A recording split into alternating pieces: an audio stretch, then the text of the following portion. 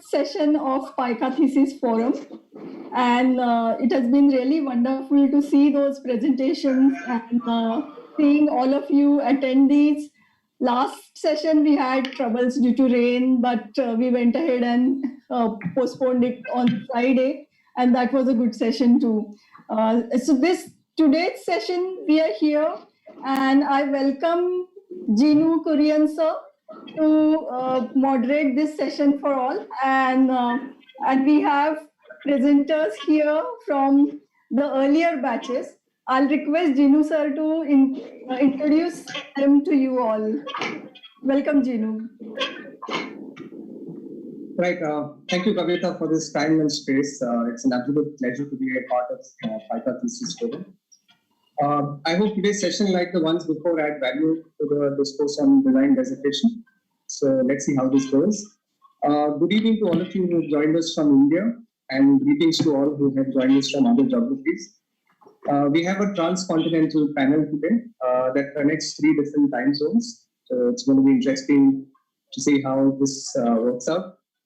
Our first presenter is Aishwarya Raju, who joins us from Melbourne, Australia, where it's just about past 9:30 p.m. and I think it's also the middle of winter there. So we can all send Aishwarya some warm tidings. Aishwarya graduated from PiCA in 2017 and then went to the University of Melbourne to pursue a Master's in Construction Management, which she completed recently in December 2019. She is now working as a graduate project manager with an international project management company, Turner & Townsend. Today, Aishwarya will present her undergraduate thesis, which is the campus for bamboo culture. So, warm welcome to you, Aishwarya. Absolute pleasure having you. Thank you, Gino sir. Kavita ma'am, could you give me access to please present the presentation? Yeah, and Aishwarya, while you do that, I'll also introduce our second presenter. Our second presenter for today is Unmesh Kelkar, who joins us from Chicago in the United States of America. And Unmesh tells us it's fairly early in the morning, it's just past 6:30 a.m. Unmesh graduated from PiCA in 2015, and after working for a year in Ahmedabad, he went to the University of Cincinnati to pursue a master's in architecture. He graduated in 2019 with the AIA Henry Medal of Excellence in Architecture and the Director's Choice Award for his master's thesis. He currently works for Corwin, a Dallas-based firm specializing in aviation architecture. He also recently won a travel grant for his essay Urbanism Light, through which he will be studying, very interestingly, privately owned public spaces in major cities across the world. Today, Unmesh will briefly talk about his undergraduate thesis, which was an automobile design center, and present in more detail his master's thesis called Architecture of Threshold. Welcome, Unmesh. I really look forward to both your presentations. And before we start with the presentations, for all the students and guests who have joined in, while the presentation unfolds, it will be good to shape questions for our presenters, which can then be the basis for a good discussion. Let's make most of platforms like this be active. And you can send your questions on the chat window, or at the end of the presentation, you could also unmute yourself and post that question, right? So that's that for now from me. On that note, we're good to start. Over to you, Aishwarya. Thank you, Gino sir. Thank you, Kavita ma'am. Hello all, I'm Ash, and this is all about my thesis journey. Like Gino sir has introduced, it's a campus for bamboo culture. So as a dual-eyed graduate student in my third year, I was looking to wow everyone with my super cool ideas, and I stumbled upon this beautiful structure by Wotrong Nia in an article by Arch Daily. Not that at the time I realized what this material could do or aid create. The fact that it was a material of active textural beauty and marvelous strength just drew me right in. And but the fact that, this material was not something that I'd used before. So I took it to my professor at the time, who was Mr. Amrit Deshpande, and he laughed. I didn't know why. Little did I know that working with this material is not going to be easy, and it took ages to master. Ever since, it's been my favorite most. You can meet Shelly, my houseplant, who's also a water bamboo. The next one is Well, basically, ever since Amritsar had a huge role in developing my love for bamboo, for this material, understanding and building with it. He encouraged me to really read more and understand what else this could do and find out what limitless the possibilities of building with this could be. And therein comes Green School Bali, which is an architectural marvel by itself and was built by Elora Hardy and a team, Ibuku. Now, this particular structure is beautiful and almost entirely built by bamboo. This was one of the structures where it all started for me. I'll walk you through it a little bit more further on. Now you know basically why I had to choose a campus for bamboo culture for my design thesis. Well, I have been practicing for 2 years with bamboo now at the time, and it made all the sense to me. Today, I'll help you understand how I went about this process, right from establishing context to describing the method to the whole madness, case studies, comparative analysis, trial and error, and of course, the design itself. So the first and foremost step to any research would be establishing the context for research. Well, in my case, it was simple. Establishing context was all about understanding why India needed a bamboo center, what could it do for our economy, what could it help facilitate, and how and what the key focus of this project could be. And to do all of this, what was very important is background study. And therefore, my key focus points were 3. The first one of it was viability. I had to show that bamboo is a material of immense strength. Not a lot of people know, but the tensile strength of bamboo is equal to that of steel and stronger than concrete. How amazing is that? It was a sustainable material, fastest growing grass. And yes, it could be made waterproof, bug-proof, and fire resistant just by treating it. It was that simple. Next, I had to understand if bamboo was so amazing, what were we in India doing about it? To understand that better, I stumbled upon this, the National Bamboo Mission. This particular mission was an initiative by our Ministry of Agriculture in India that kind of established that bamboo was a cheap to grow material, cheap to manufacture, great profits. We had 8 million tradesmen who dealt with bamboo on a daily basis, and we had a 2,400 crore turnover annually. That's great. It sounds like a pretty much established field. Why then did we need something to further develop this? To answer this question, let's look at India's state when it comes to bamboo. We produce the world's second largest amount of bamboo. We rank the second in the world in bamboo reserves, 136 species, 20 can be used for construction. But you know what? We have only 2 development centers for bamboo. And we don't rank even in the top 20 of key exporters. And therefore, there's an opportunity waiting to be exploited. With that said, let us now see how. Well, as students, we often find ourselves at crossroads, right? We wonder how to start and where, plethora of opportunities, and that is exactly the issue. What should we be looking at and why?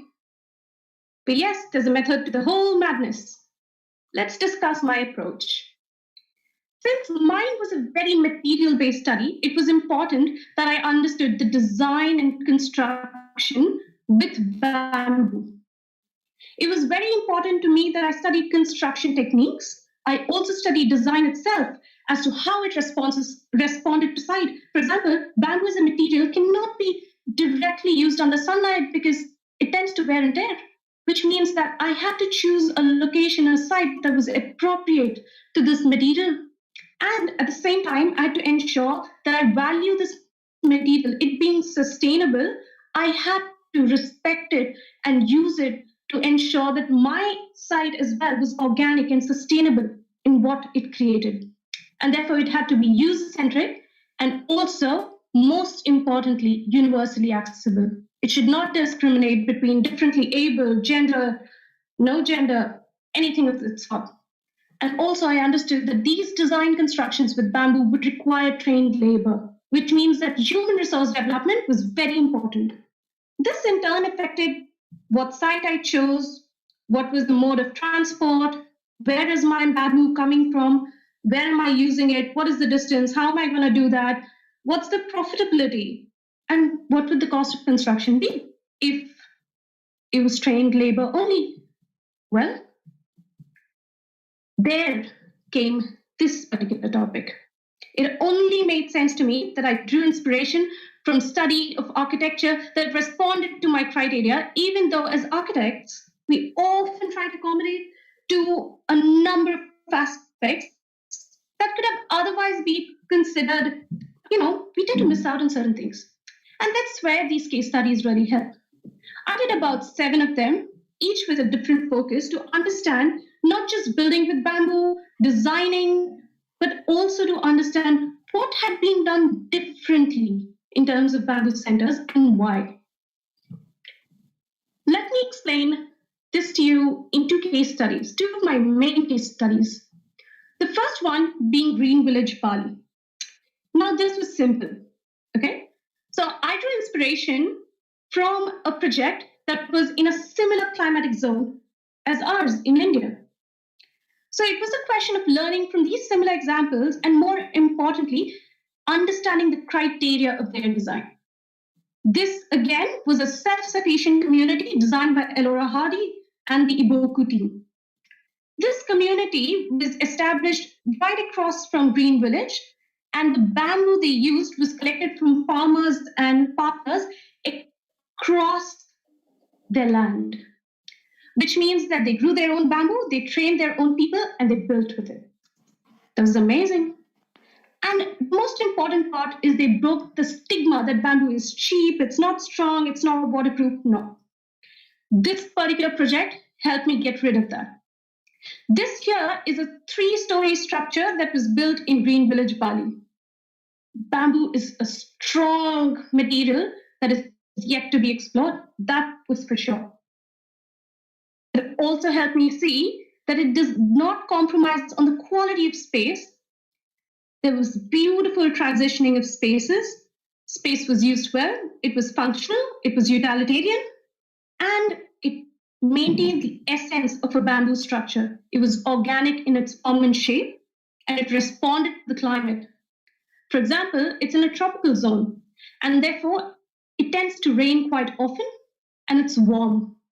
They built the structure such that even though you can see the outside, the roofs were huge, it was curved, and therefore it invited in the wind, but kept the rain out with big, large overhangs. These spaces were more than what I could have asked for. The next part was about the structural design of this. It was almost entirely made of bamboo, and there was no arguing that this structure was marvelous. It was magnificent. I had to study these design structures. How did they go about these particular details? How did the structure stand? It was a contoured land. So they used 2 main techniques, bamboo with steel and bamboo with concrete. Now these techniques here are methods that they tested on site and then applied to the structure to ensure stability. Studies have been conducted to validate these methods, and therefore they were something that you could use and not worry about its durability. These structures could last potentially 60 plus years, and that's more than what we can say for concrete. Now that I've studied about this particular structure and learned how to design what goes hand in hand with bamboo construction, it was also important for me to understand what we here in India were doing with this material. And therefore, I decided to visit the Oroville Bamboo Center, which was one of the only 2 centers in India that designed and researched with bamboo. So at this center here, what was really unique was I met this person called Mr. Balu. He's the director of Oroville Center. He's an amazing man. And his passion for bamboo was anything like I'd ever seen before. I discovered a lot more than what I was looking for. The center had a similar pattern of use to Green Village. What was unique about this place that they employed neighboring villagers, trained them to use bamboo, and then in turn taught students how to use this material and how to build with it. Eventually, the whole Oroville Bamboo Center was built by the staff and the students. How amazing is that? That's a beautiful concept, and it just caught my eye. Having said that, eventually they started building little items like furniture, earrings, clothes, charcoal even. That was a beautiful, beautiful, beautiful product industry to explore. While touring the site and understanding more about how they did it, what they did, I saw that Palu sir mentioned one thing that was very interesting to me. He said that he was looking for someone to design this particular center. He was looking for somebody to design the center that showed what bamboo could actually do, what it had to offer, a place where people came not just to learn in, but learn from.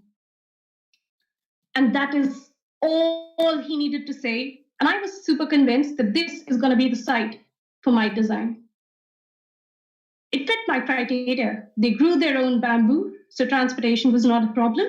They had laborers who knew how to work with bamboo. I could teach them much more through the design, through the techniques, and we could work together to absolutely establish the center as one center to look at and be in awe with. And therefore, my only next step forward was, needless to say, a comparative analysis between my case studies to understand what they had done better. What is it that made their site so unique? What were the design considerations? What were the design analysis? What were the different interventions that they used on their site that was so unique that I wanted to learn from it? And also nitpick on the commonalities so that I knew what I had to include and not. The National Bamboo Mission had already given me, through its guidelines, what this center needed to have. And the existing structures on site also partially already had formed part of my design brief. So it was simple. There were 4 things I needed to consider: response to climate, sustainability, access and planning of the site, the quality of the space it created, and the design interventions I would have on. I did my design analysis in the following format. I had all the case studies listed.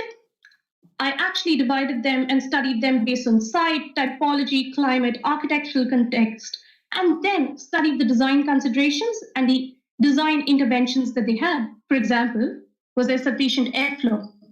What did the users think of this? What are the features that they highlighted? Were the ceilings high? Was it a pitched roof? Was there a massive concrete block? Was that good to look at?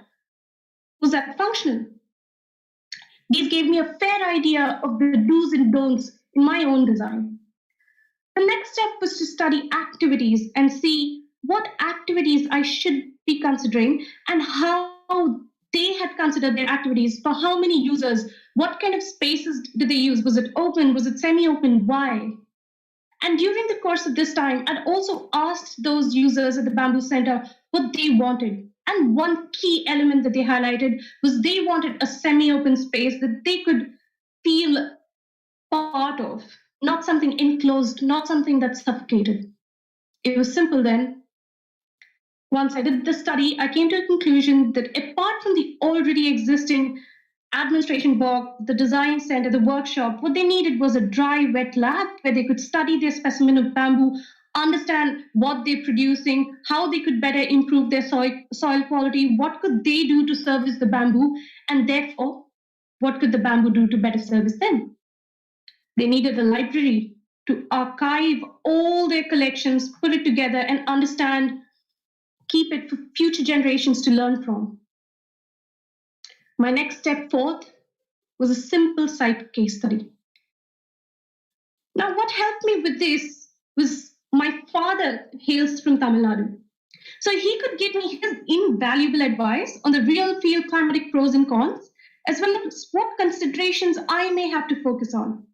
Now, this being said, it made clear to me that the site would require extensive wind pattern studies just because it was a warm environment. This had me thinking. Fortunately for me, my principal at the time was Dr. R.F. Merchant, who introduced us to Terry. Now, Terry would conduct classes throughout my 4th and 5th years on sustainable ways to build, and this equipped me with skills to conduct this climatological study. As part of this climatological study, I chose to mark mean monthly and maximum and minimum temperatures throughout the year, studied what the relative humidity was like, the wind pattern, what was it like, how does it work, and then plotted it on this chart that gave me an exact location of what strategies, what passive design strategies worked best for my site. And if you see here, it highlights natural ventilation. That means that I'd have to extensively ensure that my design catered to this in order to ensure a comfortable zone for those who use the site. It was simple then. All that was left to study is hydrology, geology, soil, topography, climate, apart from this major consideration, which was natural ventilation. The rest, when I studied the wind pattern, it was made clear to me that the summer wind on the south and the south, east and west were the best on the site, which means that my structures had to be located along this area. That is probably why the existing structures were located here as well. But I also noted that this situation in the northwest of my site, here is where there was a lease situation, which means that it was perfect for me. I could have a car park there and ensure it was restricted entrance to cars along my site. And it was also close to the space that I could have a small sampling center for my bamboo. It was perfect because the wind pressure would not uproot them. So basically, the site study did my site planning for me. I didn't have to dwell a lot into this because this helped me really garner all the understanding that I needed to design my site. The only thing left for me was to consider what about the individual buildings then. It was simple. It was not easy. I went into a trial and error phase. I asked myself, who will be using this project space? How will they use it? What will they use it for? And does my design satisfy this requirement? If not, I would go back right to the first question and start all over again. This meant hours of designing and stressing over all the little details. I would start all over again when I wouldn't appreciate the product. I was simple. There were periods of mental block, there were periods of stress, and it's only natural. You can push through this. And every student goes through this, so you're not alone. But you know what? Nobody's perfect. Every design has flaws. And what I found most helpful was reading architectural spaces-based books, magazines, to navigate my way through my design flaws and understand what they did better than I. And that meant stages of development, working through the site to understand what worked best for me. Days and days later, I arrived at my design. My design was simple. I had to cater to the users most, those who use the site on a daily basis, not those who visited, which meant that a simple design with a car park in the leased area, this restricted the cars from entering the whole site. 3 multi-purpose halls for students and for kids of the staff members who could use this for dance, who could use this for music, which they would actually practice every day, that I was made aware of when I visited the site. And also a beautiful, beautiful design and research center, an administration center, a huge workshop space, which had direct connectivity to the car park if they wanted to transport materials, products for import and export, and also a futuristic idea as a connection to the canal, which they could also use transportation if and when Orwell developed this. Last but not the least, we also had the accommodation tucked in on the side away from the hustle and bustle of the whole site. It was clear all these trees marked on site were existing and I wouldn't touch them. So my site plan eventually began transforming around these structures, these trees, to form these structures. Not one tree was cut during the design, which meant that I could also concentrate on little details then. I let the site do the talking rather than me imposing on the site.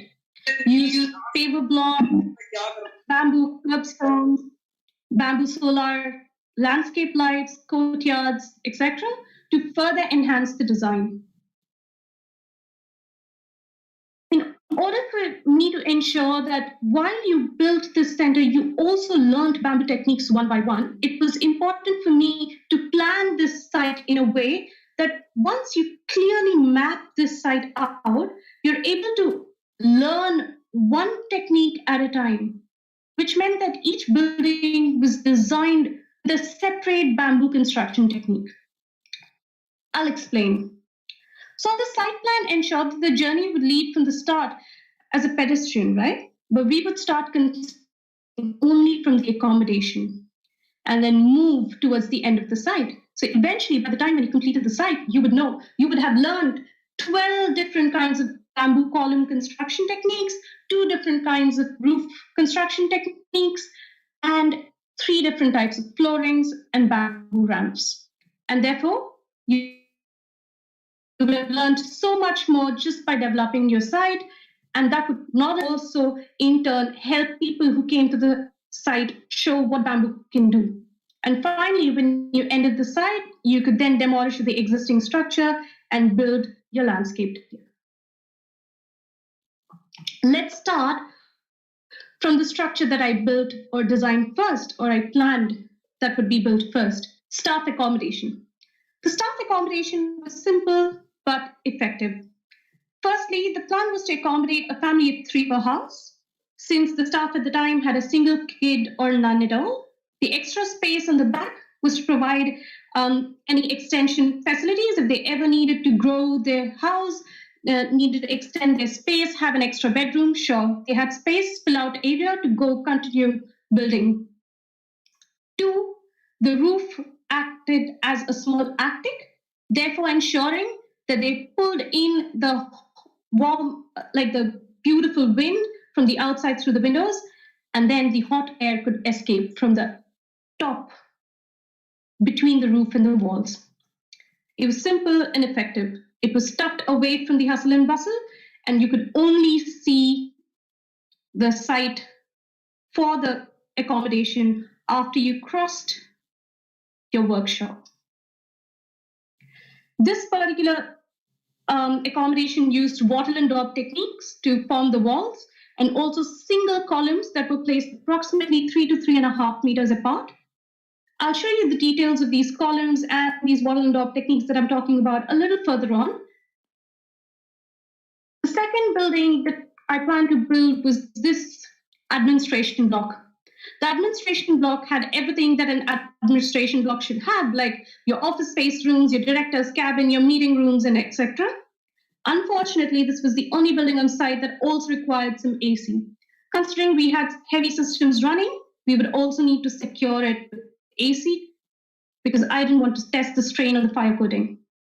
Simple as that. The structures on the inside were just as accessible as the structures on the outside.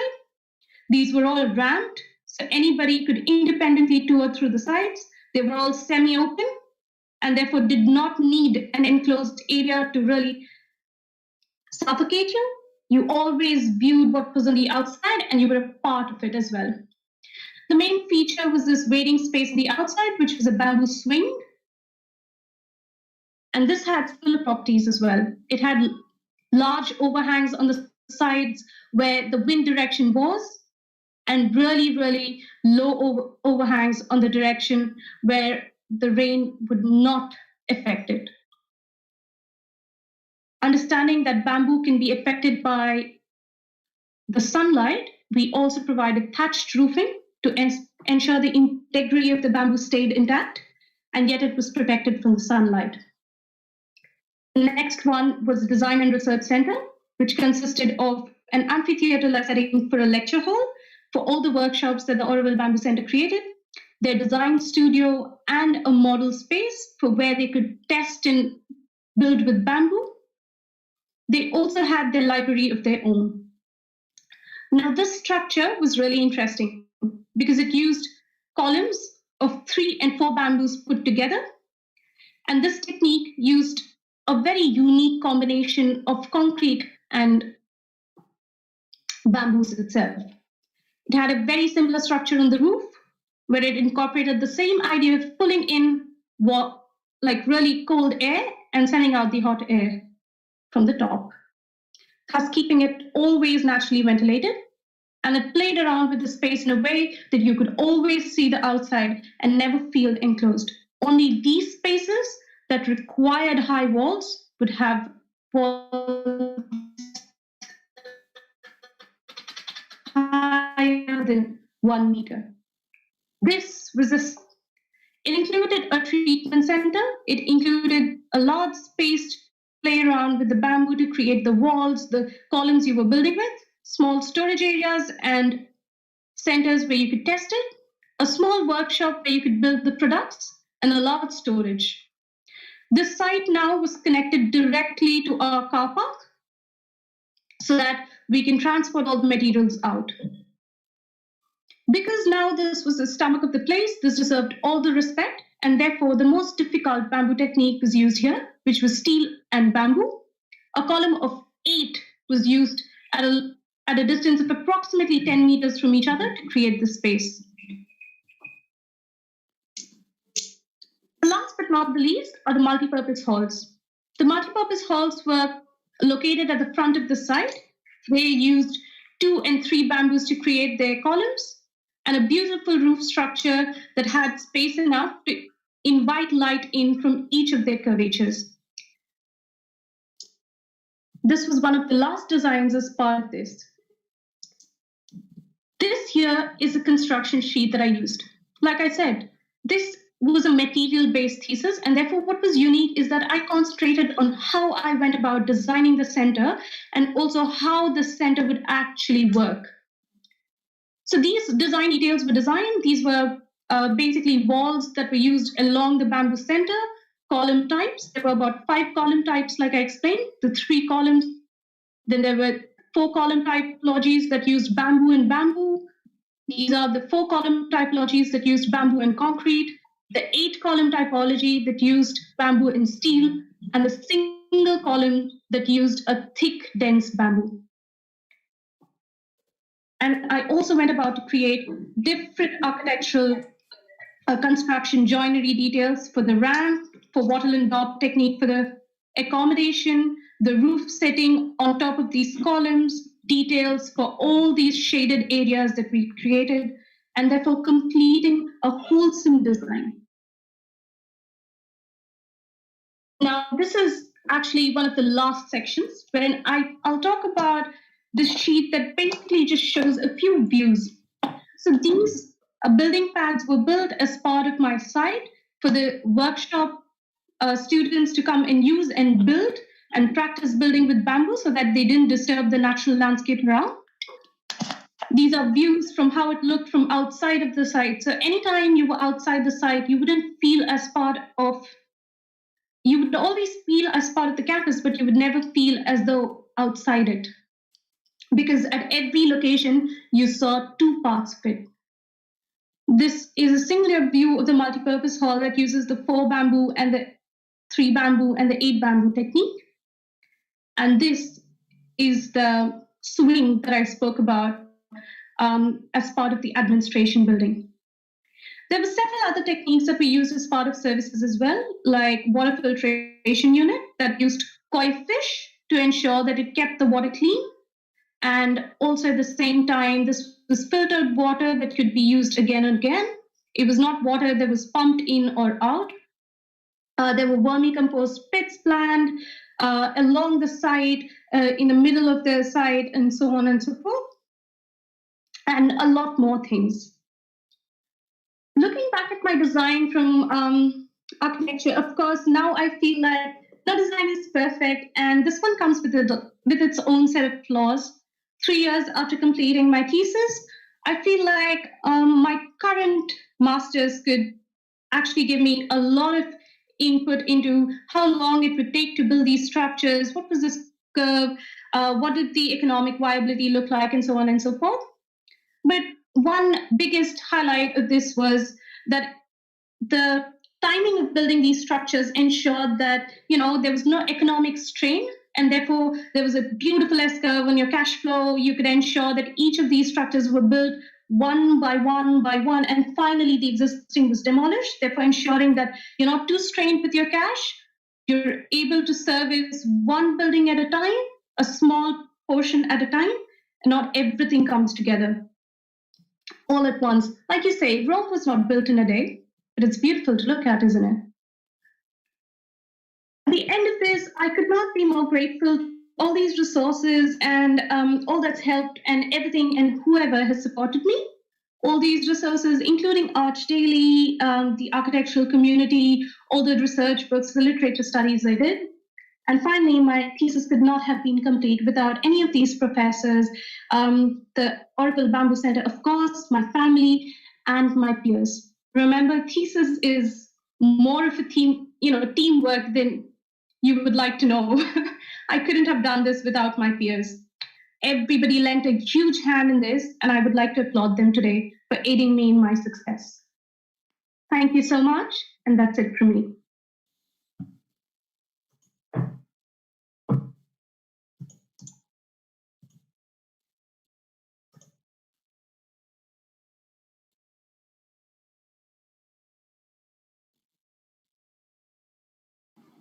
Gino, sir, you are on mute, I think.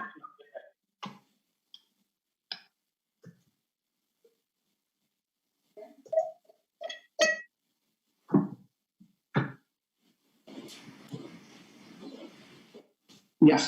So this is one of the cardinal sins of online presentations, talking when you are on unmute, and sort of I committed that sin today. But anyway, we'll get going. So Aishwarya, thank you. This fascinating journey, and we'll take questions at the end of the presentation. So I request Unmesh to step into this presentation, and then we could take questions after that. So while Unmesh sets up, request to the students and everybody who joined in. I mean, questions don't have to be specific to the projects that they're presenting. They could also be general to how design dissertations are and how they can be adopted, right? So over to you, Unmesh. Thank you. Thanks, Gino, and thanks, Aishwarya, for a really nice presentation. I think it was really thorough and I really enjoyed it. The issue was very interesting, and I think students who are interested in bamboo would be really happy and help. I'll be talking about architecture of threshold. This was the title of my master's thesis, but I'll just give you an overview of what this presentation would look like in 5 parts. I'll run through my undergrad thesis and my master's thesis both, and I'll do some sort of a transition between these two and explain these 5 ideas in detail. So project versus thesis is one of the things I have realized over the years. So when you think about a thesis project, okay, let me give you an example. Automobile design studio. In my case, this was my undergrad thesis project. So I think there is a clear distinction between what one can call a thesis and what would be a project. So in this case, I would call this a project. There might be an inherent thesis inside it, but I think we will have to dig through it to understand what's the thesis behind this project. So if design studios are workplaces, so workplace architecture is like a large category. That would be one of the places to start. And inside that, you can really dig and see what are the factors one is interested in to look at. It could be about maybe technology, how cars are designed today. It could be about how architecture and the design of a car talks to each other, so integrated design, BIM. Or it could be about typology itself, like how design studios are thought of today. Is it in-house studio for a company, or is it like a shared economy? But what I mean is, on the right, you are seeing a thesis, and on the left, though one of those theses might be applied, and that becomes a project. And in totality, this will become a thesis project. So automobile design studio in itself is not a thesis yet, but once I started, or any student starts digging into one of the granular factors of the ideas, you can start looking at thesis in different ways. So I'll explain how I would look at thesis in title and subtitle form. So title is Creative Workplace for Designers, and the subtitle is A Case for Automobile Design Studio in Chennai. So it starts to address basic issues about thesis, and even the viewer or jury member could understand it clearly that the subject of the thesis is workplace. It is for designers. The case which on which the thesis is applied, it automobile design studio, and it's in Chennai. I don't think the place is always important in everybody's case, but in my case, Mahindra Research Valley is a big deal in Chennai, and it made sense to specify that the project is situated in Chennai. And I'll run through what was the background of the thesis was. So in one slide, I'm trying to show three things: the basis of the design, so theory behind it. On the left, you are seeing 4 boxes. These sort of specify what kind of interaction people have in workplaces. And then how I try to distill that into sizable chunks, which becomes essentially digestible at the end of the design process. And one thing I want to mention, sometimes there is so much gap between research and design. It becomes really hard to track what you really did in research and then really getting it inside the design every time you are making some design decisions. Because if the project is thesis driven, you have to, I think, remind yourself what were the learnings from your research. So I try to make these 8 diagrams to remind myself and also the viewer that these were the criteria developed after thesis. So I called it mood board for creative workplace, and I tried to use it in every shape and form while I was designing. And this was one of the processes we all do. The only thing I added in that is when I'm doing the programming, I also added that quality of space idea where I would start doing thumbnail sketches. I think thumbnail sketches are really nice because then I started to convert the words into graphic in smaller forms, and that could culminate into a bigger idea and bigger scheme. And then the debate or the discussion or the jury could happen on those specific factors, and all other things get clarified beforehand. So that really helps students to move through the thesis fairly quickly and focus on the meat of the project. And this is one of the illustrations where I would show a floor plan, a view, and on what basis the floor plan is designed. So again, it shows up that research component. So I think that's a simple technique to always show multiple drawings in a single sheet, be it any presentation form. I think that really helps the viewer to understand why of it and what of it both at the same time.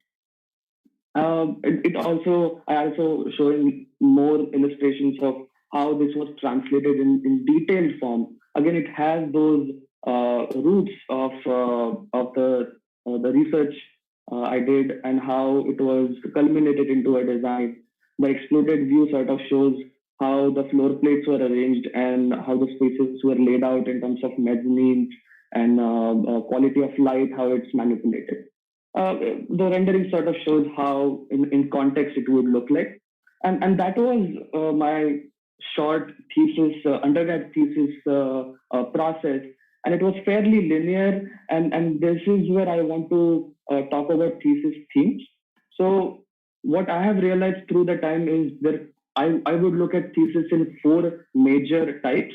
These are holistic overall ideas, and these are not absolute categories. There is lots of mixing and matching happening when you start doing thesis, but it's I think a good way to think about your own ideas in those categories to start with, and then you have a very clear strategy to move through the categories to build more depth into your thesis. So my undergrad thesis I would characterize as type based. So based on existing knowledge, categories and typologies, it was a design studio, it was a workplace. So there's a long history of workplaces, and I was adding to the repository of knowledge. And that applies to any clear typology-based project, which will be housing, hotel, school. Critical would be slightly different. It's the kind of project which seeks social change through architecture. It's critical about current power structures. And I would give example of Bernard Shumi's own work in Manhattan Scripts or Parc de la Villette. I would ask students to look at that project and how he tried to be critical about current orthodoxies. There was a time for that, and it really made sense. The third one would be speculative. It's slightly hard to understand and hard to decipher, but it's exactly opposite of type-based projects. It completely turns the idea of typology on its head. Kulhas's thesis, Rem Koolhaas's thesis would be a good example for that. Look at Exodus as a project, or maybe his new buildings like CCTV or the older ones, CIT Public Library, completely changes the idea of typology. And that would be speculative in my sense, in my idea. And the fourth one would be activist thesis, a kind of thesis which will deal with humanitarian issues. It's heavy on advocacy or community engagement. And I think Chaitali's thesis would be a good example for that. She had a very clear intent, what she wanted to achieve from the thesis. So those are four categories I think students could look at when they're thinking about their thesis. My master's thesis, I would say it was a mix of critical and activist. I had both ideas combined in the thesis. And that brings me to the 6-sentence exercise. How do we declutter the whole process of thinking about thesis if the subject is not very clear? And if I quickly compare my undergrad thesis to my master's thesis, in my undergrad thesis, I would say it was fairly linear. So I had a clear goal in my mind. I want to design a better workplace at the end. So it was fairly simple for me to go back and research and derive certain design principles and apply it. In case of my master's thesis, it was more of a loop thesis or a network thesis, I would call it.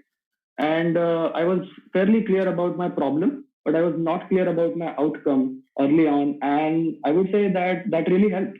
That really created this tree of ideas, and I could pick and choose one of two and run with it, maybe come back again and rework some of the research work and go back to the solutions. So I think those are just different processes. It doesn't necessarily mean one is better than other, but just different ways to do it. 6-sentence exercise would give you a clear idea to write your thesis as well, but also for the jury member or your professor to track your process.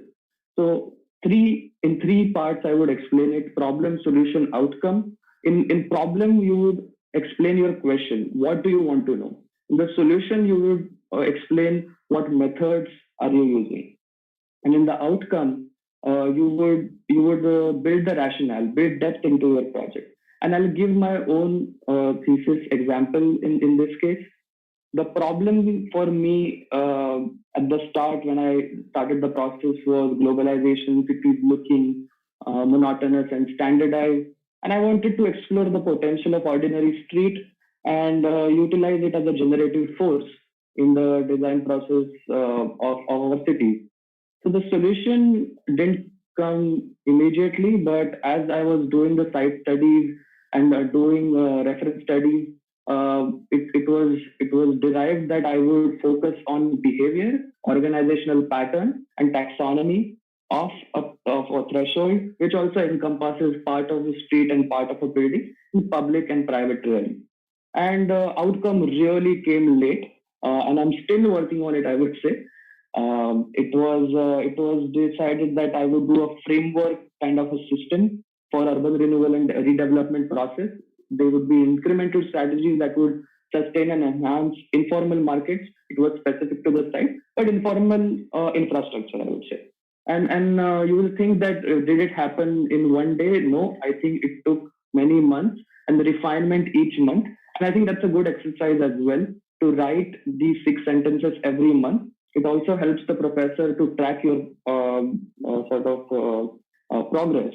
And in similar fashion, I'll explain my master's thesis, Architecture of Threshold. So threshold becomes the subject of the thesis, and theorizing in between spaces is how the methods I'm following.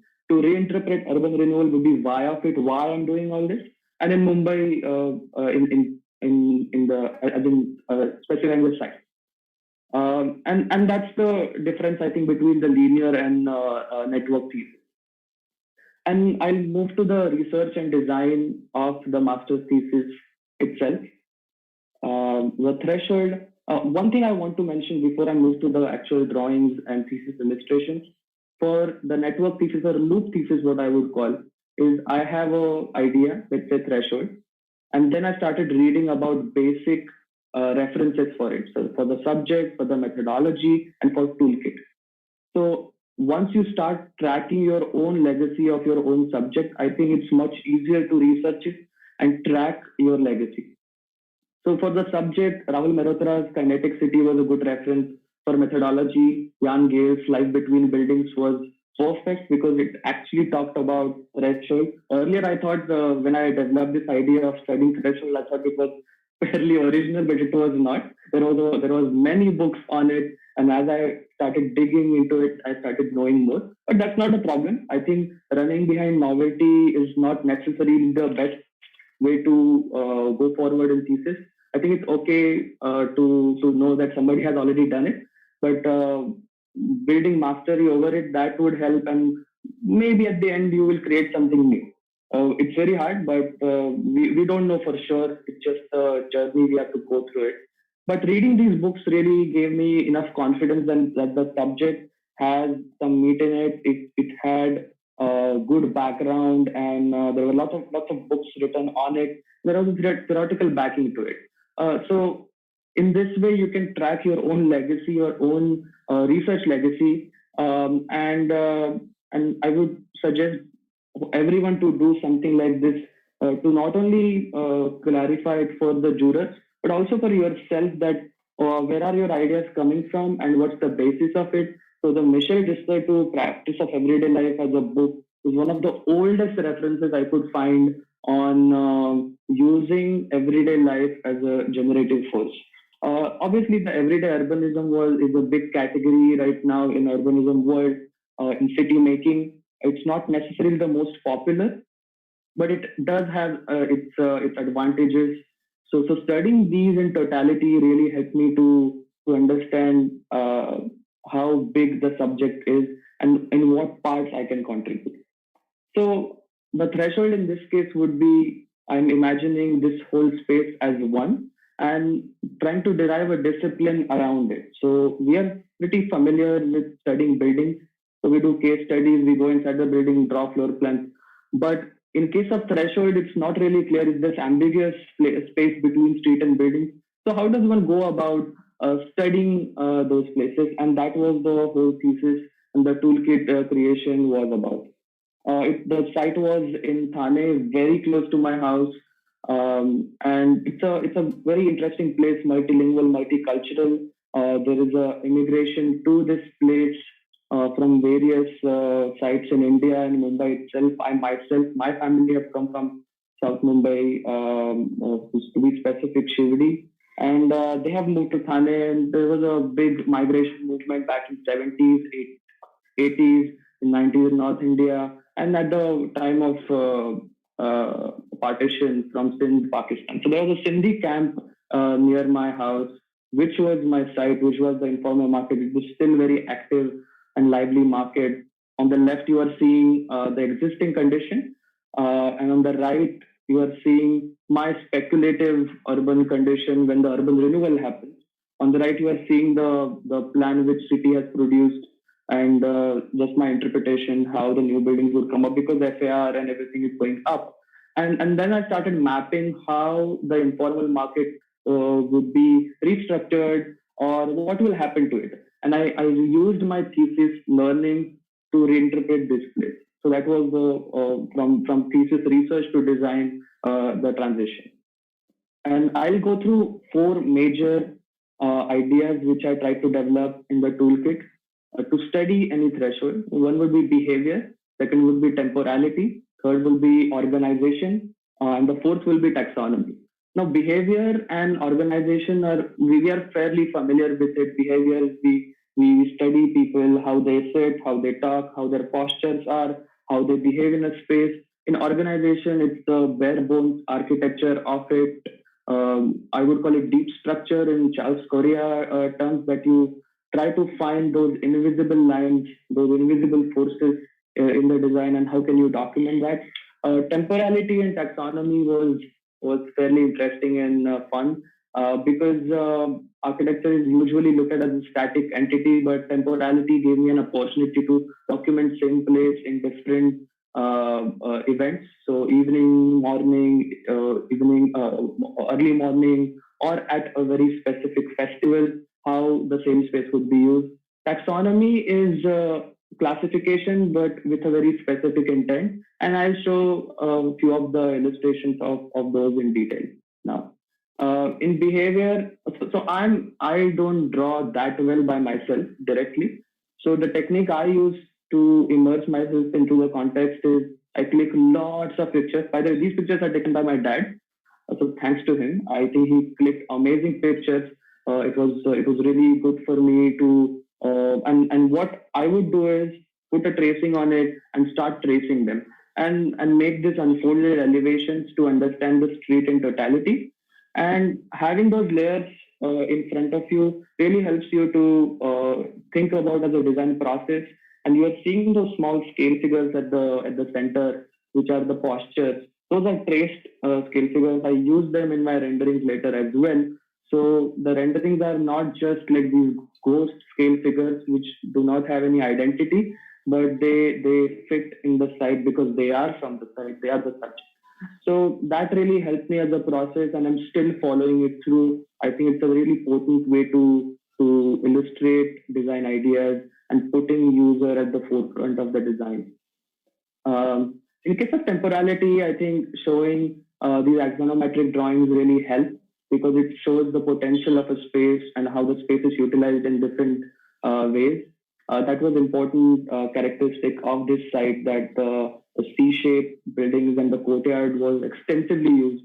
I think the students right now could relate to Anushka's thesis, where she spoke about temporality and ephemerality in detail. I think these subjects do have some common ground and fertile ground for some new kinds of design to come up.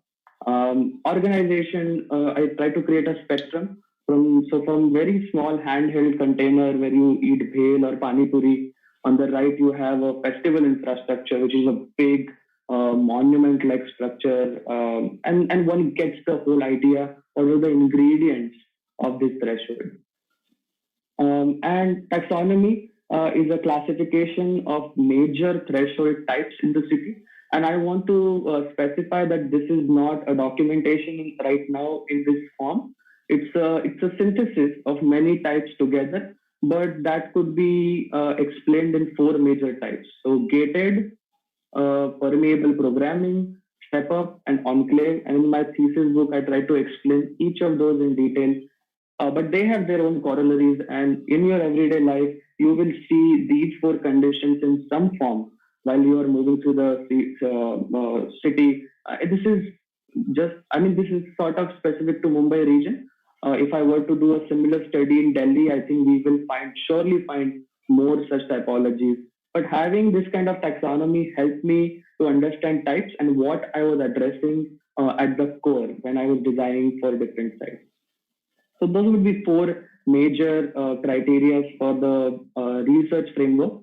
And I started identifying issues around it, saying what are the basic issues in our cities, in our streets, and trying to address them step by step by showing these axonometric drawings. There were interesting ideas when I wanted to develop solutions. So I created 3 cases. I'll just show one of them right now. But the case was that I would do one for commercial, one for residential, and one for, I think, park-like setting, recreational.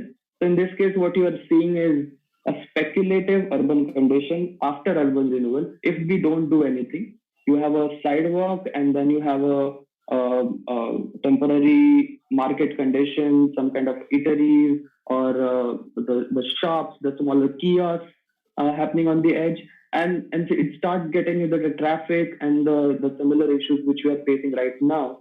The solutions which I proposed were based on my framework, and it created these bump outs and expansion of public space and utilizing this space as an infrastructure piece, designating places for these shops to prosper, also having street furniture so that all age groups could be accommodated. Even like simple plastic stools and bikes were used as furniture in this case. So really retroactive approach to design. What I mean by retroactive is you're trying to draw from the site itself and not necessarily creating something alien or completely new. That approach came from Rem Koolhaas's writings. It was really useful, I think, in this context. This was some of the emblematic drawings I made, which were my ambitions that what if we start imagining buildings designed around a festival or a cultural event, and the city starts giving incentive to the developer to build something like that, and setting up a good guideline and the designs would flourish because you will have so many permutation combinations based on one idea. So that was one of the concepts. I made these slide collages. The intent was to create this interactive collage, which would be useful for public participation when there is a public meeting going on, and people can actually take one slide off, take one in. The techniques used in this collage itself, I try to etch, I try to stick translucent objects, designs, and that would, I think, give at least an impression of autonomy while people are talking to the corporators. Usually, the building models are very static and there is a glass box around it. Really becomes problematic and intrusive for people to communicate and contribute. So these kinds of methods, I feel, could be useful to accommodate feedback and create a feedback loop in the process. Some of more pictures of those, and you can see the layer of a festival behind, and you can take out that and put a new festival in. So you also start imagining how the same space will be used in different times. This drawing sort of combines all my learnings and how threshold could be blurred. Earlier, it was a very clear, hard edge, and now when we are designing that edge even more clearly, you can blur those boundaries. And I did derive few details out of it, how those could be exactly designed. You can see in this illustration, there is a biosphere on the right, so takes care of additional rainfall. And there is obviously a larger system involved in this, which I'm not showing right now, which is part of my book. But it starts, the simple threshold as a generative force could trigger a larger change in the cities, and how we utilize these smaller spaces, which are frankly are everywhere, and it's a systemic issue, that how we manage these services, right from water to electricity, and actually the cultural entity, the activities up there, and how we can accommodate these in the threshold. So horizontal surfaces was one of the interesting factors for me to redesign or rethink when I'm doing competition for further projects. Even vertical lines in this case also forms a realm in itself. On the right side, you will see this dotted line. What it is implying is, if you have a festival which requires some kind of vertical infrastructure like a pole or a pillar, that can be accommodated fairly well in the sidewalk design, and you can have precast stubs where you can accommodate this, and it won't affect the street and damage the street, and it will be easy to take out and put in for the next festival.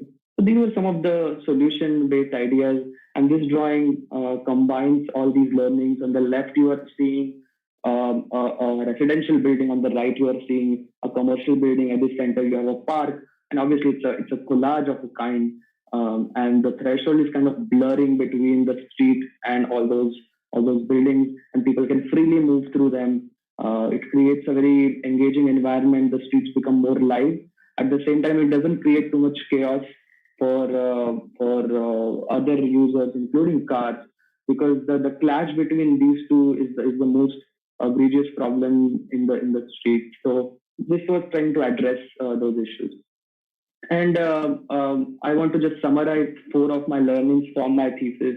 So from zone, a small zone, from plane to zone. So expansion of public realm using generic elements of infrastructure, soft thresholds and designing for transitions.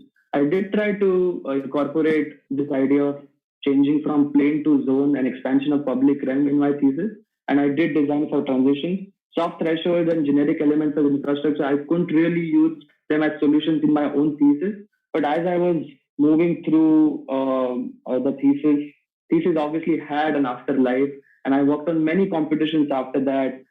This was one of the competitions called Mumbai Street Lab, and I tried to use that idea of soft threshold in this, where I started to looking at users again in even more detail, the issues and how the temporality and the soft thresholds are actually utilized in the site which I chose. And you can look at those drawings in one of my Instagram handles called Urbanism Life.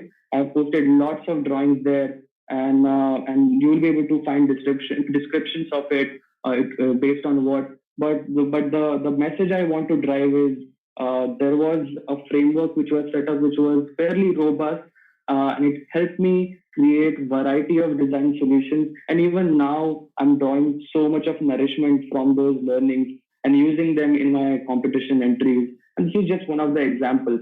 So thesis, I think, does have an afterlife. I'm still working through it. And I think that would be my message for all the students who are doing a thesis. That thesis won't end in 1 year, but it will go on and on and on. So the more robust the framework, it will help you to derive more interesting solutions. Thank you. If you have any questions, shoot.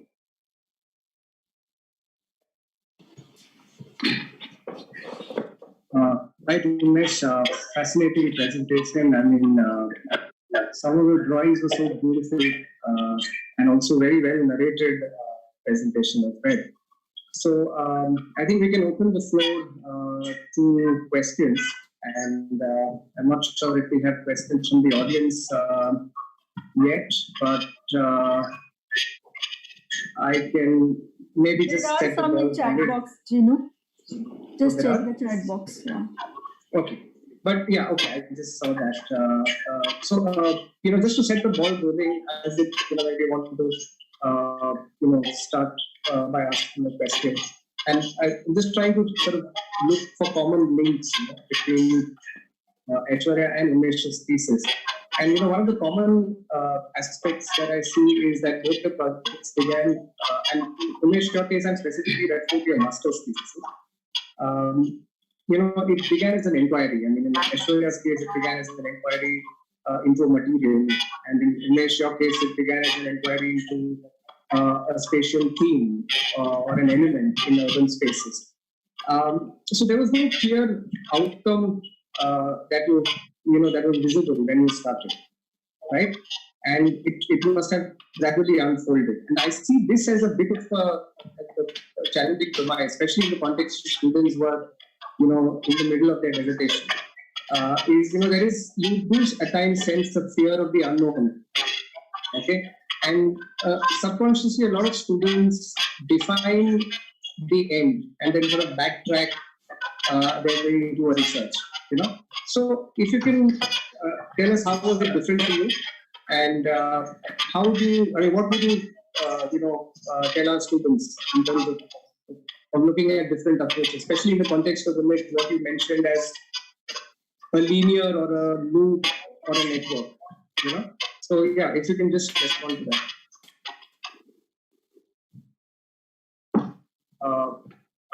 Aishwarya, if you can take that question. Yeah. So for me, it was that's a really interesting question. In the way to put it, what I can see is basically for me it was convenient. Architecture to each is his own, right? So everybody has an opinion about how it should be, what it should be like. So everybody has a different process of working through it.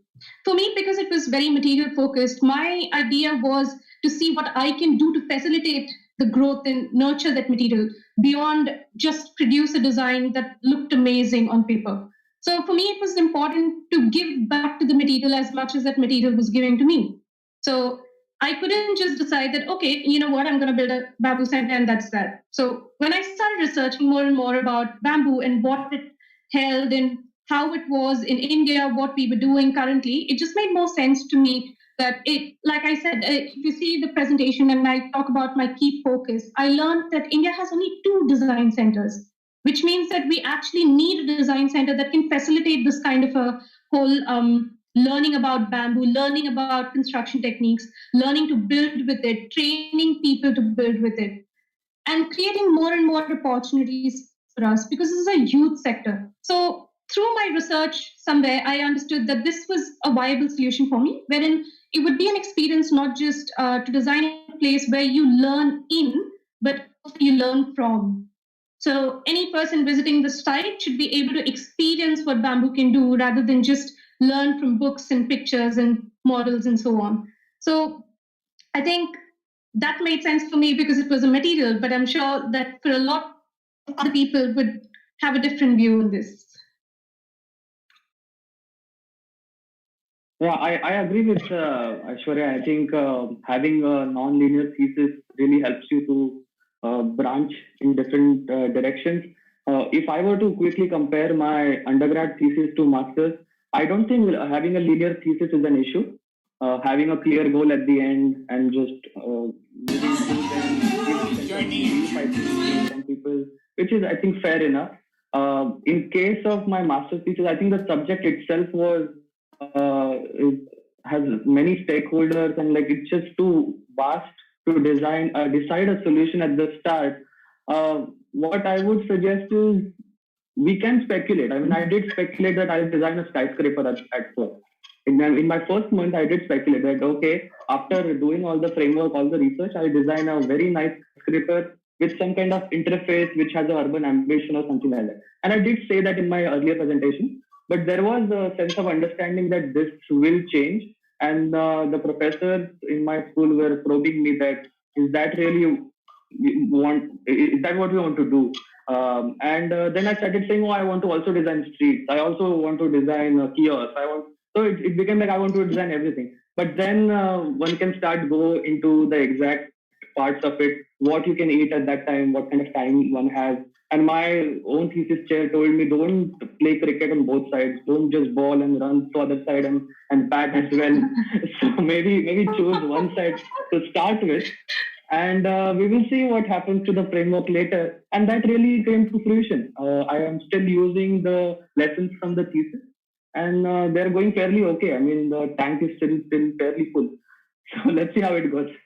Yeah, I agree, because sometimes I just find myself, especially during the thesis, you just add to the scope as and when you go with it, because you never know if that's going to be enough. So it just depends on what your user wants, or, how they want it to be. So yeah, I agree.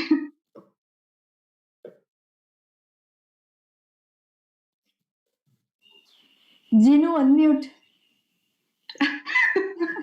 Man, this is just so much. Okay, so I'm back. So there is this question to you, Aishwarya, and I think a couple of people have asked, linked questions. So one question is, this link or similar questions come from two people. One is Bobby, the other is Nikhil, I think, who's an ex-student. So one is that, did you present your dissertation to the community at Oregon? This is a common question. And Nikhil has a more specific question after that, and that's, how economical is bamboo to use in the urban context and in the context of a growing population? So yeah, so did you present to Oroville and the larger limits of bamboo as a material? Yes, so actually I did, and actually Balu sir is a part of this presentation as well. I'm sure he's watching. And I think when he saw my, so I don't think he had seen it as extensively. And when he did see it today, he did write back to me saying that, Ash, this was really good. And I'm really looking forward to talking to you about how we can implement a few of these on our side. So yeah, I think only when you see what it can be or how it can be, does it generate ideas really. And I think I have a lot more to learn from Balu sir than him from me. So yeah, that's a start. And to answer Nikhil's question, yes, growing bamboo and then using it for your structures is it can be problematic because bamboo is large and to transport and to get it on site can be difficult. And I understand that, which is one of the reasons why selection of my site was very important for me. I couldn't have just chosen a site anywhere in India because bamboo does grow in certain places in India, but not everywhere as extensively. So it was important for me to really narrow down places where they were growing bamboo and where they were using it for commercial purposes, because otherwise I wouldn't get enough bamboo to construct or to use right. Because we have 136 species of bamboo in India, but only 20 can be used for construction. So if even one among the 20 doesn't grow in that area, there's no point of it. I can't transport it all the way from northeast to any place on the south or from Maharashtra to any place on the north. It matters really how far I can transport it, what I can do with it. And in case of Auroville, it was just next door. So it just helped me that much more. And it just made more sense for me that way because they were already had that system in place wherein they were growing their bamboo, using it, and then constructing with it. So economically, it made more sense because it was lesser cost for me in terms of transport to consider. And also, I don't know, a lot of people might not know this, but bamboo only takes 2 to 3 years of watering. After that, you don't have to tend to it. And if you see the reports on bamboo, bamboo doubles in number every year. So the growth is extensive and you don't really need to control it. So you have plenty of bamboo. It's the fastest variety of growing grass. So it's something that comes in handy. It's God's gift. So you can just keep using. So you're on mute again. Man, this is just embarrassing. Anyway, as a follow-up to this, you started with, a material like bamboo, and then you went on to, propose a campus for it. Okay. Mm-hmm. In a way, the connection is very obvious. I just want to know whether there were other proposals that crossed your mind. The projects that you showed by Laura Hardy and Montreal are not, are public spaces, isn't it? I just wanted to check if there were any other alternatives. Because this connection is kind of obvious, but what are the other things that crossed your mind? Mm-hmm. Well, definitely there could have been. So basically in terms of, again, it all comes down to the context. In India, we do build with bamboo, but mostly in just certain places. And the most structures you find is in the Northeast, where we use bamboo extensively. So bamboo is still not a very established material, and it's not looked at exactly as the rich man's palace kind of material. So there's still a lot of awareness that we need to create about it, and as a result, choosing a project that would be something like Elora Hardy's commercial, beautiful houses and such would not really get me the profits or exactly solve the criteria or the whole solution to the problem.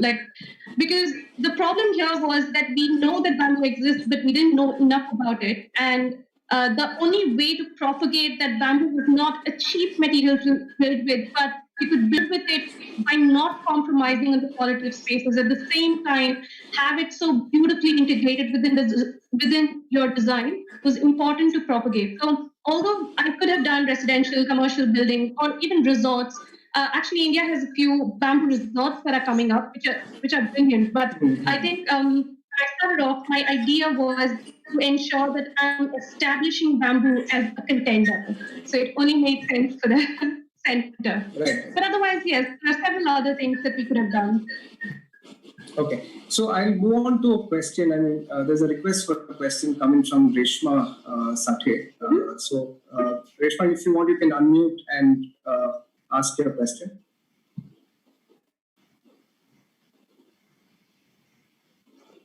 Yeah, 1 second. Sorry. Actually, the question is to Unmesh, and it was a little long question, so I kind of got tired of typing. So I was wondering that when he took up the interstitial spaces within the urban fabric, what was, the kind of fabric that we have will always dictate the space that we create. between Actually, Reshma, your voice is getting how cut in does between. one the map? Am I audible? Yeah, your voice broke in between. Could you just repeat the question, please? Unmesh, could you hear the question? I'm asking. No. Can you repeat the last part of the question again? Yeah. You I'm were just talking about the interstitial spaces here. Yeah, the interstitial spaces which you researched on.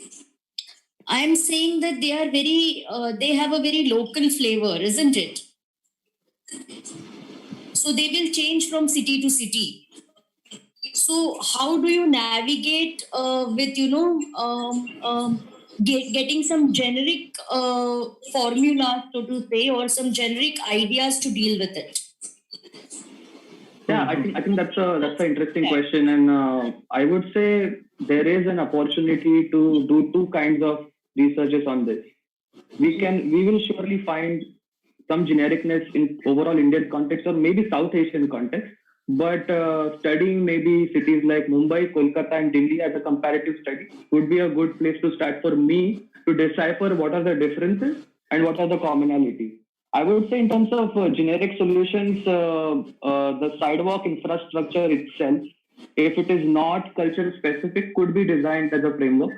So having what I would call armatures in the sidewalk to accommodate different festivals, that just as a generic solution to start with, having a grid which has power or which has those sleeves which would accommodate infrastructure in it, something which can be taken out and put in.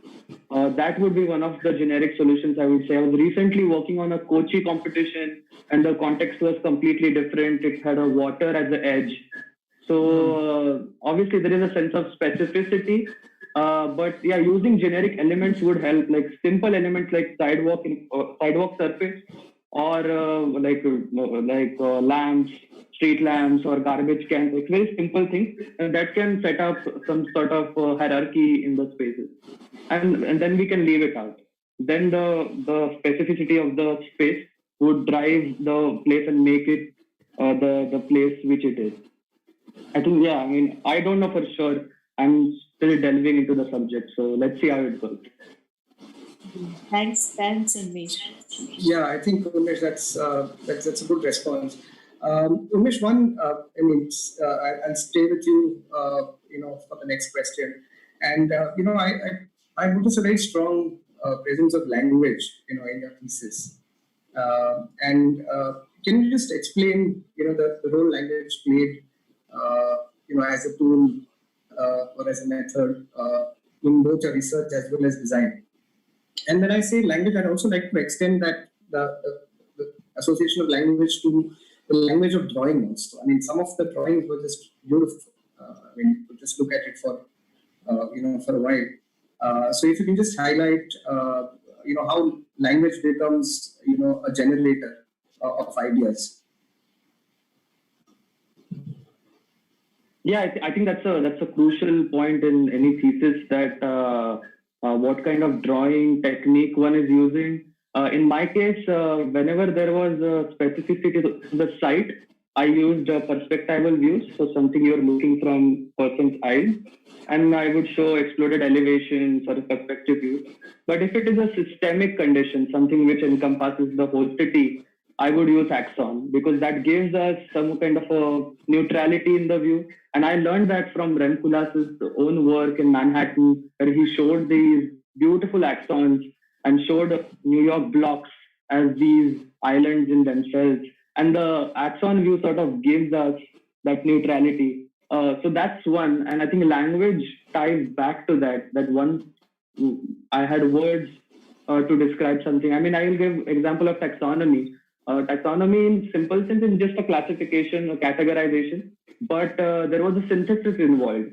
So the drawings I showed were not documentation of existing conditions, but they were synthesis of maybe 15, 20 building conditions of those and combined into one as a typology as gated or as a soft edge or permeable. So I think then using these words makes sense. I think it has to pass a smell test. It shouldn't be just use of words as a way to sort of cloud the juror or the viewer, but it should be, I think, used sparingly. I think there is a tendency to sometimes go overboard on it. So and I will be honest, I have fallen prey to that as well. But I try to be as intentional as possible when I'm using these specific words. So I would suggest using different kinds of words for different things. So threshold and liminal are fairly similar words in a sense. But the threshold, I would say it would explain more of a physical condition. In liminal, you can also include some cultural or metaphorical things in it. So these, I think, nuances could be explained. So I think to start with, one has to explain define it in every time at the start, and then move ahead with it so that everybody is on board when you are doing the thesis presentation, I guess. Otherwise, it will go haywire and everybody will start questioning the definition themselves. So explaining it at the start would help, I think. Because even the 6-question exercise, I think, is a good way to sort of dig deeper and deeper into your project. And the fact that you mentioned that in your institute you were asked to do that every month. I found that quite an interesting premise.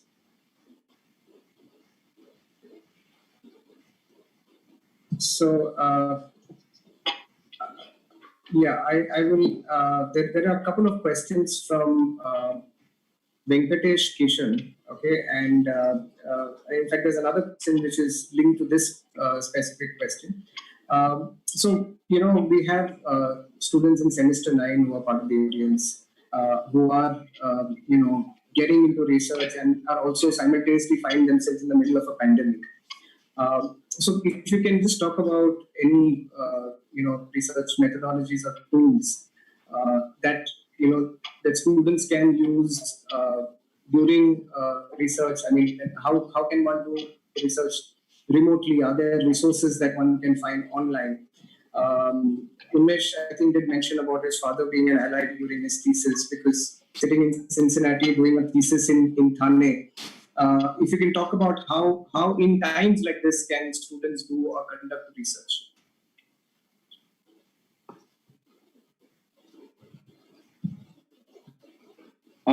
I'll speak to my own experience. I did visit India once in December, so I had a little bit of background, but there was a whole training session involved with my dad, and I think he did a fabulous job in clicking pictures. But it was not that easy for him. I can totally understand that, and we had also shot videos, like time-lapse videos and stuff, so he, I think, did that. So I would do videos. I would just do tutorial videos on how to hold a camera, how to click pictures. Like we would move through the whole street, like 5 steps each. And we had a great relationship on the street itself, because all the Falwalas and Belwala, I was a kid there and I knew all of them. They knew me, so it was not that hard. But I can understand if the place is not familiar, it might get hostile at some point if you start clicking pictures in this sense. Because I wanted to trace all the scale figures, right? I wanted to see the postures, and I don't think people would appreciate that kind of attention. But I think my dad did a great job in the community participation exercise, where he was talking to everyone and explaining them what the thesis was. Because I think the usual response was from the shopkeepers especially, that are you doing this to get rid of us or something like that.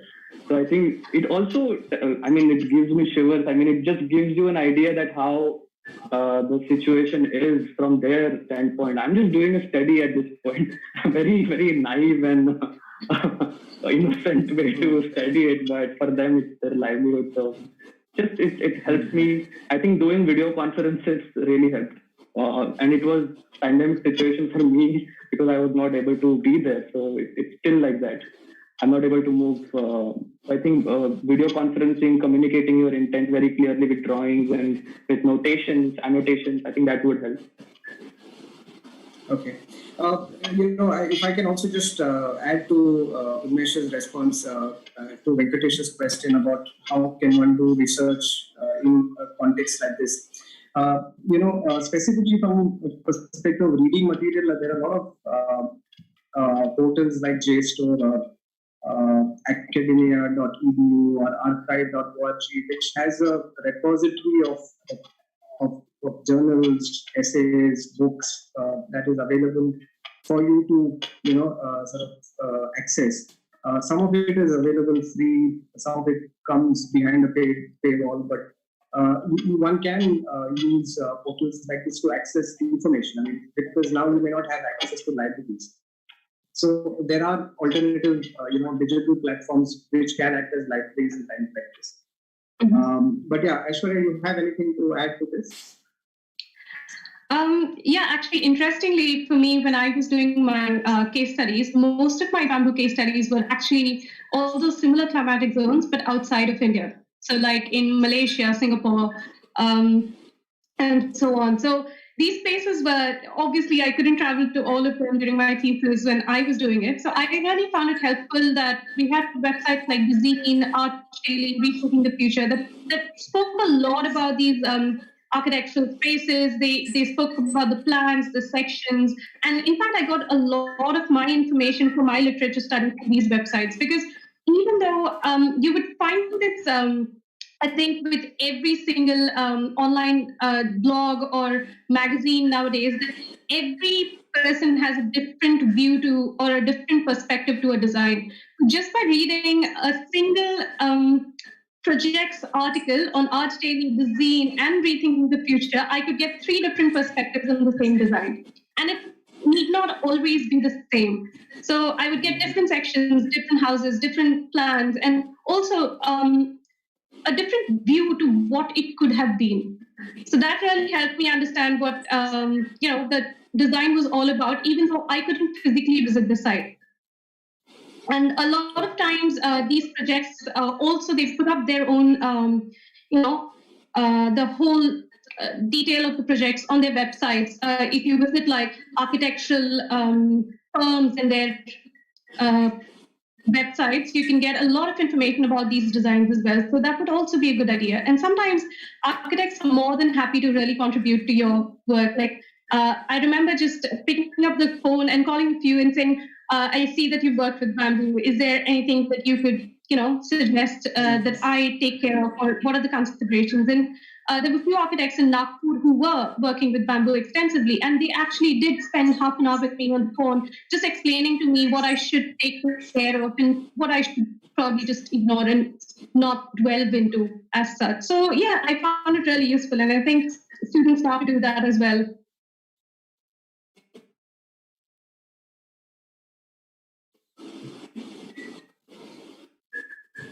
So I think the message is to find allies, from your field of research or from the subject domain, who can then sort of help you build, your research or your design proposal further, right? So fine. I think we have maybe time for taking 2 more questions. One question comes from Nikhil, and that's to Unmesh. Unmesh, you obviously know who Nikhil is, and Nikhil asks, is it important for architectural thesis to have a design solution at the end of it? For a second, I thought he would troll me, but thank God he asked a previous question. but yeah, I think he made a very good point. I think that totally depends on the university curriculum, I guess. And there are, I think, I would say smart ways to tackle that. The solution might be there as a part of a requirement, but I think one will find enough ideas to circumvent that. If the research is good, I think one thing I have also faced and I have fallen prey to that in my undergrad thesis, that designing big or lots of buildings together just dilutes the whole process. So I don't think focusing on design solutions is necessarily the best way to think about thesis at the start. I realized that little later, just creating a good research framework for yourself, because I think the intent is to understand how we could study. And I think that the better, the robust that framework is, I think it will go a long way. So I think front ending it, like putting enough efforts at the front end to develop the framework very strong. I think that will lead to design solutions and not like be fearful about what would my final building would look like or something. Mm-hmm. Right. So, Can I add something here? Yeah. Yes, I think it's Smita Dalvi, right? Yes. Dalvi, ma'am, is that you? Yeah, Yes. I was just going to ask a question. Yeah. No, so in continuation with Nikhil's question and Unmesh's answer, I would like to add something here, and that is to take something from Unmesh's presentation, where he has this beautiful way of analyzing the title of his thesis, both undergrad and postgraduate thesis. So there is a thesis subject, and then there is the application case. And thesis subject is the inquiry that you are making, the study, the inquiry, the research, and then you are applying that to a particular case. That case may be different for somebody else, perhaps, or doing the same inquiry, etc. So, although in undergraduate thesis, of course, both the stages, the research and the design outcome are both very important. They are intertwined, etc. and everything. Granted, all that, but that first stage, the stage of inquiry, the stage of research that one does, has a lot of value, which many a times, while being an undergraduate student, the student herself does not realize many a times. And there is a lot of pressure for this doing very flamboyant, exotic design. Yes, I mean, why not? I mean, that itself can be an ambition for an architecture student to do a lovely, or to do a phenomenal building as a thesis. There's no harm in that. But when it comes to the idea of thesis having an afterlife, and both of them, Aishwarya and Unmesh, both of them, they spoke about the thesis having an afterlife. Then I think you should think that what is it that has an afterlife? It is invariably the inquiry that one made, that one started with, and one kind of made an inroad into. It is that inquiry, it is that thesis, it is that thesis book that you make has an afterlife, much more than the design that you make at the end of it. And I really wish that that both the students as well as the teachers realize the value of that in the future direction that the student will eventually take. That is what I wanted to say. Right. So, ma'am, do you want to ask a question? I mean, or I can maybe pose that for you.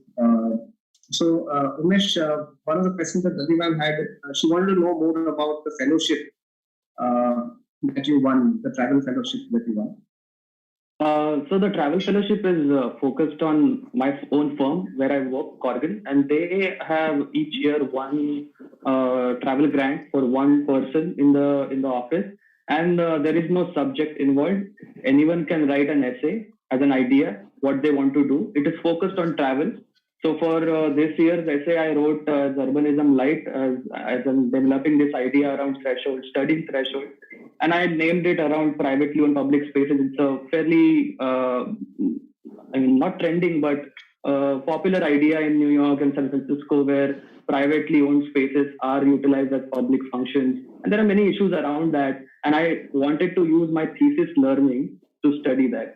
So that was, I think, good essay. And I'll be studying 4 major cities: New York, Paris, London and Barcelona. But because of COVID, I'm not able to travel. But once it comes back, I think post-COVID it will be different. But I'll be surely studying that. It's an unfortunate time to win a travel fellowship. Yeah. But it's focused on the employees and it's fully funded. They give the whole grant to one person. I think it's a good way to have a research and design kind of in the firm as a culture. So yeah, I think many firms do that.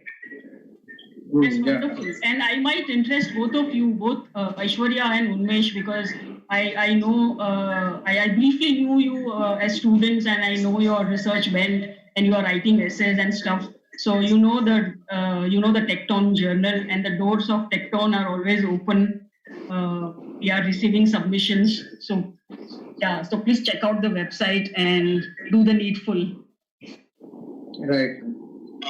So, we can maybe, I don't think there are other questions, but we may just maybe end with a question to, both of you, and which is not necessarily linked with your dissertation, but if you just briefly take us through your journey post-PiCA, in your case, we know about the fellowship, but what are the other things that happen in between, and just as a window to, various opportunities, for life after undergraduate, after PR. Unmesh, maybe you can start and then we can first. Okay, so I graduated in 2015. I worked for 1 year in HCB in Ahmedabad. Then I went to University of Cincinnati. It's a 3 years program. So it's a little longer than other programs. And in that 3 years, I had 1 year of internship. It was separated by semesters, so it was alternate semesters, and I did 3 different internships. And I had a goal of doing one city, in the city, one national level and one international. So I did one in Cincinnati, one in Dallas, and one in Beijing. And it was all through school's help, because they recommend you to different places. So earlier, I was also thinking my thesis should be in China. I looked at festivals in China, and I was very disappointed that how it turns out there, and it completely changed my mind on how we see pictures and how things are in real in China. It was eye-opening experience for sure. But they also helped me in getting a study abroad opportunity in many countries in Europe. We did a bike infrastructure study, transportation study.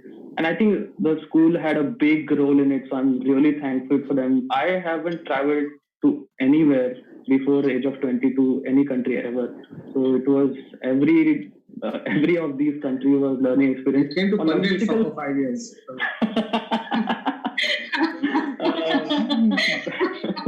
But just a logistical nightmare as well, because Indian passport has issues which I had no idea about, and to navigate through with China and stuff, it was hard. After started working, I'm participating in many competitions. Even right now, I think I submitted one of the competitions with friends. I'm trying to build coalitions around my friends who are in Netherlands or in India, and we are doing urban design competitions together.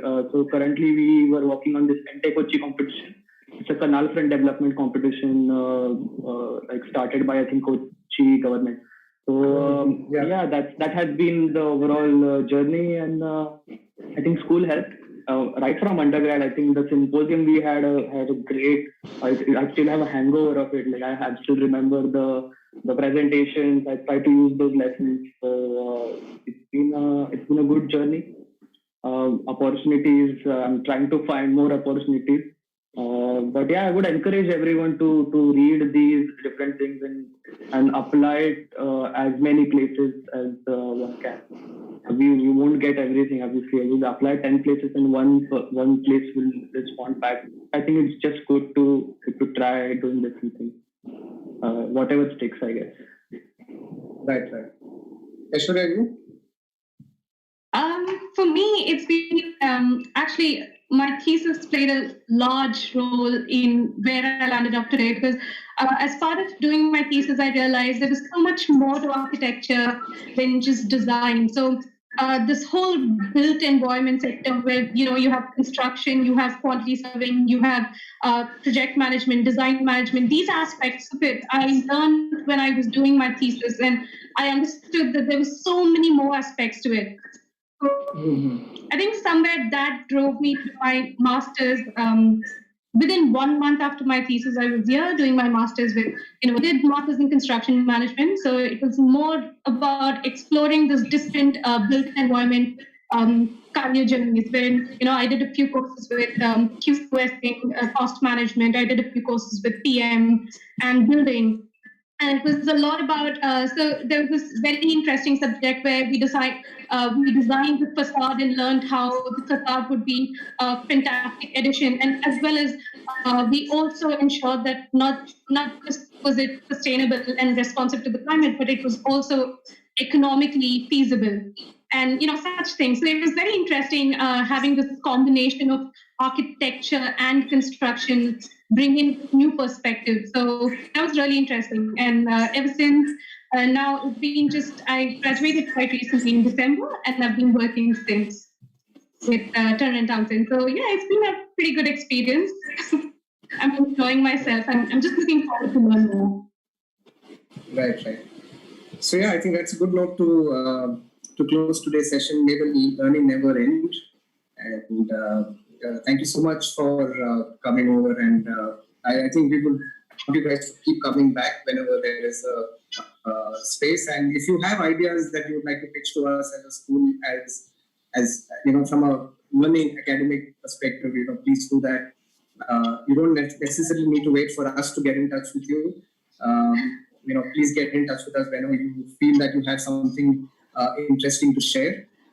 So I'd really look forward to that. And just to sort of sum up, I think, it's been a fascinating evening. We've had a lot of discussions which were very general to the idea of a dissertation, the idea of a linear to a network thesis, the idea of language, even what Dudley mentioned right at the end about the whole idea of an inquiry and how you can sort of stage it in parts, and how the inquiry sort of leads you to a design proposal, and how one can, if required, be a little more, I would say, open-minded about how one can do a dissertation, and also, the idea of the afterlife and of a dissertation, and how certain ideas that take shape or certain rituals that get defined during the process of dissertation sort of leads you to, your next destination at times,